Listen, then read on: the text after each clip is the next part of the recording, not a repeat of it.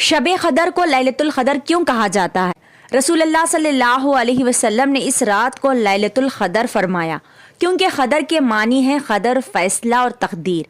یہ وہ عظیم رات ہے جس میں اللہ تعالیٰ آنے والے پورے سال کے فیصلے فرما دیتے ہیں۔ اسی رات یہ طے ہوتا ہے کس کو اس سال موت آئے گی، کون زندہ رہے گا، کس کو کتنا رزق ملے گا، کس کو فائدہ ہوگا اور کس کو نقصان ہوگا، یعنی زندگی کی ہر چھوٹی بڑی بات کا فیصلہ اسی رات ہوتا ہے۔ اسی لیے اللہ تعالیٰ نے اس رات کو ہزاروں مہینوں سے بہتر فرمایا ہے۔